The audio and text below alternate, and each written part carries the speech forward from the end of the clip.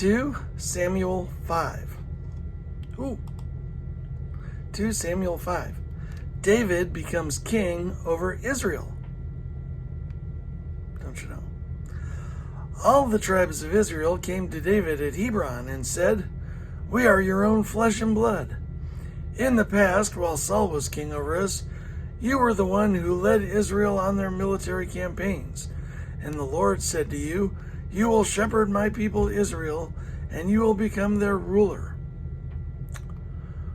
When all the elders of Israel had come to King David at Hebron, the king made a covenant with them at Hebron before the Lord, and they anointed David king over Israel. David was 30 years old when he became king, and he reigned 40 years. In Hebron, he reigned over Judah 7 years and 6 months, and in Jerusalem he reigned over all Israel and Judah 33 years. David conquers Jerusalem. The king and his men marched to Jerusalem to attack the Jebusites who lived there. The king and his men marched to Jerusalem to attack the Jebusites who lived there. The Jebusites said to David, "You will not get in here. Even the blind and the lame can ward you off." "You will not get in here. Even the blind and the lame can ward you off." They thought, David cannot get in here.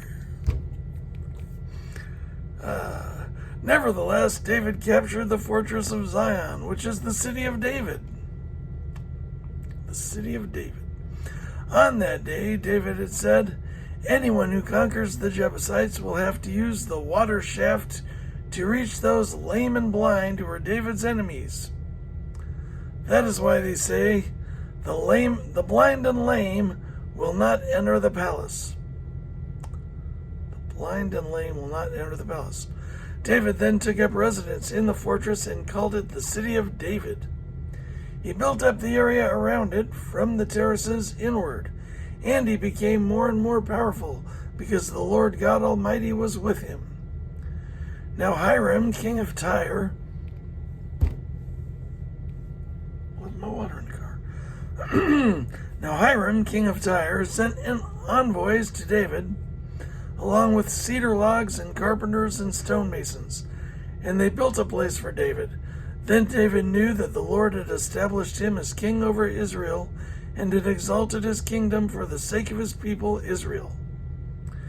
After he left Hebron, David took more concubines and wives in Jerusalem, and more sons and daughters were born to him. These are the names of the children born to him there: Shemua, Shobab, Nathan, Solomon, Ibhar, Elishua,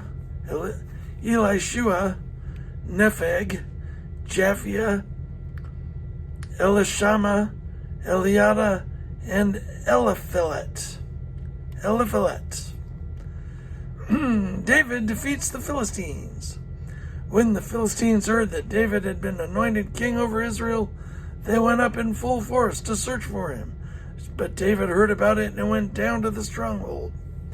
Now the Philistines had come and spread out in the valley of Rephaim.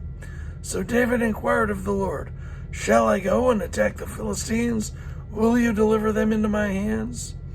The Lord answered him, "Go, for I will surely deliver the Philistines into your hands." So David went to Baal-perazim, and there he defeated them. He said, "As water breaks out, the Lord has broken out against my enemies before me." So that place was called Baal-perazim. The Philistines abandoned their idols there, and David and his men carried them off. The men are the idols. Once more the Philistines came up and spread out in the valley of Rephaim. So David inquired of the Lord, and he answered, "Do not go straight up, but circle around behind them and attack them in front of the poplar trees. As soon as you hear the sound of marching in the tops of the poplar trees, move quickly, because that will mean the Lord has gone out in front of you to strike the Philistine army." So David did as the Lord commanded him, and he struck down the Philistines, all the way from Gibeon to Gezer.